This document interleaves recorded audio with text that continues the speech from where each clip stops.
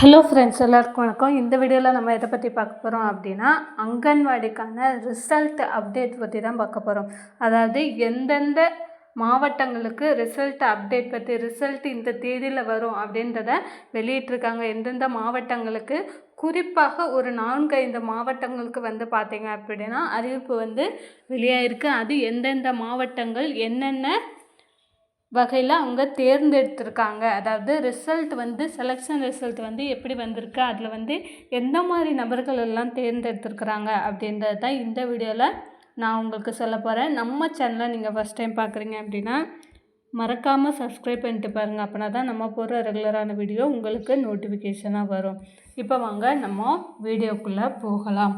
அங்கன்வாடிக்கான result எப்போ வரும், எங்களோட மாவட்டத்துக்கு எப்போ வரும், தமிழ்நாட்டில் உள்ள 38 மாவட்டத்தை சேர்ந்தவங்க நம்ம சப்ஸ்கிரைபர் நிறைய பேர் கேட்டுகிட்டே இருக்கீங்க. நான் மே மாதம் அட்டன் பண்ணேன் சிஸ்டர், நான் ஜூன் மாதம் அட்டன் பண்ணேன், எனக்கு எப்போ ரிசல்ட் வரும். ஒரு சிலர் பார்த்தீங்க அப்படின்னா நமக்கு ஏப்ரலில் மேலேயே இன்டர்வியூ அட்டன் பண்ணாங்க. ஸோ அவங்க எல்லாத்துக்குமே பார்த்தீங்க அப்படின்னா ஏப்ரல் எண்டு மே இந்த மாதிரியான அது பக்கமாக இன்டர்வியூ அட்டன் பண்ணவங்க நிறைய பேர் இருக்கிறீங்க. அப்புறம் ஜூலை வரவுமே இந்த ரிசல்ட் போயிட்டே இருந்தது, இந்த இன்டர்வியூ போயிட்டே இருந்தது. ஜூலை வரை இன்டர்வியூ நடந்துட்டு இருந்தது நிறைய மாவட்டங்களில். ஸோ கிட்டத்தட்ட 8000 காலி பணியிடங்கள் அப்படின்றது அதற்கு நிறைய பேரை தேர்ந்தெடுத்து யார் யாருக்கெல்லாம் இந்த அங்கன்வாடி அமைப்பாளர்களாக ஆகிறதுக்கான தகுதிகள் இருக்குது, அதன் அடிப்படையில் தான் அவங்க தேர்ந்தெடுத்தாங்க.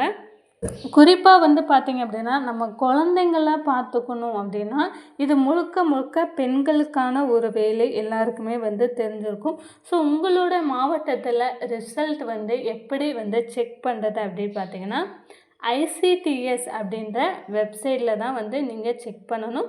ஸோ அந்தந்த மாவட்டங்களுக்கும் பார்த்தீங்க அப்படின்னா தனித்தனியாக ICTS வெப்சைட்டில் செக் பண்ணலாம், இல்லை ஆல் ஓவர் தமிழ்நாடும் செக் பண்ணலாம் நீங்கள். ஸோ ஒவ்வொரு மாவட்டங்களுக்கும் பார்த்தீங்க அப்படின்னா தனித்தனியாக தான் வரும். எந்த மாவட்டத்துக்குமே ஒன்றா ஒரே நாளில் வராது. ஏன்னா இன்டர்வியூ அட்டன் பண்ணது பார்த்தீங்க அப்படின்னா ஒவ்வொரு மாவட்டத்தில் முன்னக்கூட்டியே அட்டன் பண்ணிட்டாங்க, ஒவ்வொரு மாவட்டத்தில் அதற்கப்புறமா அட்டன் பண்ணாங்க, அதாவது லாஸ்ட் மந்த் வரை அட்டன் பண்ணாங்க.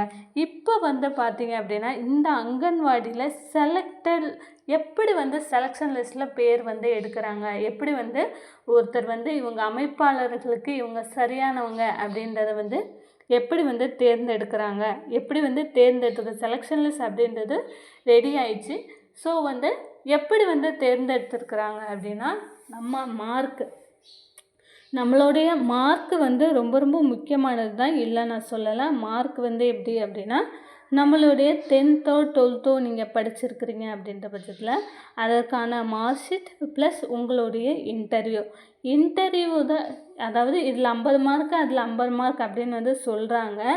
ஆனால் நம்ம இன்டர்வியூ எப்படி அட்டன் பண்ணியிருக்கிறோம் அதை வச்சு மட்டும்தான் நம்மளை தேர்ந்தெடுங்க. ஏன்னா இப்போல்லாம் பார்த்தீங்க அப்படின்னா 10th மார்க் நிறைய பேர் அதிகமாக தான் எடுக்கிறாங்க. இருந்தாலுமே நம்மளுடைய பிஹேவியர்ஸ் எப்படி இருந்தது, அவங்க கேட்குற கேள்விக்கு நம்ம எப்படி பதில் சொல்லணும்.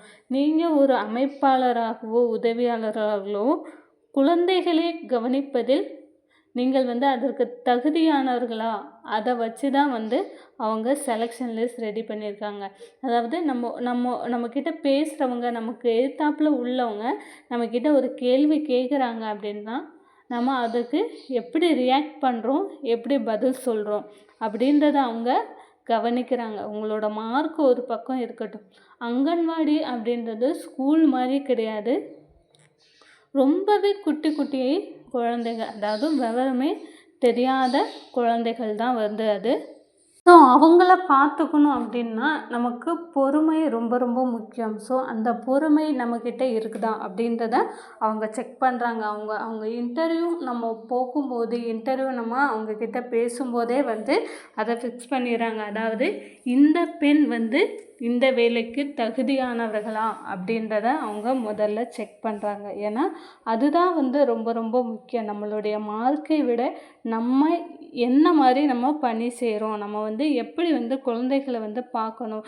குழந்தைகள் சம்மந்தமாக கண்டிப்பாக உங்ககிட்ட ஒரு கேள்வி கேட்டிருப்பாங்க. எல்லா இன்டர்வியூவுமே எல்லாருக்குமே வந்து பார்த்திங்க அப்படின்னா, உங்கள் வீட்டில் எத்தனை குழந்தைங்க இருக்கிறாங்க, அப்புறம் உங்கள் அருகாமையில் உள்ள அங்கன்வாடி மையத்தில் குழந்தைகள் இருக்கிறாங்களா, அதுக்கப்புறம் குழந்தைகளை நீங்கள் எப்படி பார்த்துப்பீங்க, உங்கள் குழந்தைங்க என்ன பண்ணுவாங்க, என்ன ஆக்டிவிட்டீஸ் பண்ணுவாங்க, நீங்கள் என்னெல்லாம் சொல்லி தருவீங்க, இந்த மாதிரியான நிறைய விஷயங்களை வந்து அவங்க உங்ககிட்ட கேட்டிருப்பாங்க. ஒரு சில விஷயமானால் வந்து கேட்டிருப்பாங்க.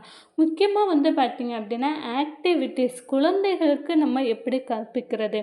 இது வந்து ரொம்ப மழலையான குழந்தைகள், நம்ம சொல்கிறது ஒரு சில விஷயங்கள் புரியும், ஒரு சில விஷயங்கள் புரியாது. அந்த மாதிரியான குழந்தைகளுக்கு நம்ம எப்படி வந்து கற்பிப்பது, இதை வந்து கண்டிப்பாக கேட்பாங்க. ஸோ இந்தந்த தகுதிகளை வச்சு தான் நமக்கு அங்கன்வாடிக்கான செலெக்ஷன் லிஸ்ட் வெளியிடுறாங்க. ஸோ இப்போது செலெக்ஷன் லிஸ்ட்டில் எந்தெந்த மாவட்டங்களுக்கு நமக்கு முதற்கட்டமாக வர்றதுக்கான வாய்ப்பு இருக்குது அப்படின்னு பார்த்திங்க அப்படின்னா, நம்ம சொல்லியிருந்தோம்.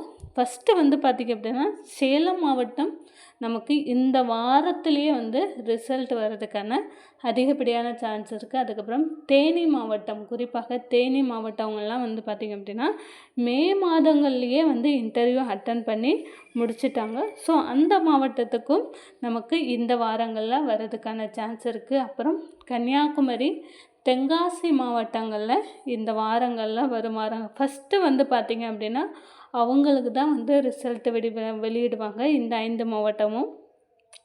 அதுக்கப்புறம் பார்த்திங்க அப்படின்னா திருவாரூர், தஞ்சாவூர், நாகப்பட்டினம், மயிலாடுதுறை இந்த மாவட்டங்களுக்கு பார்த்திங்க அப்படின்னா 2ஆம் கட்டமாக நமக்கு ரிசல்ட் வந்து வெளியிடுவாங்க.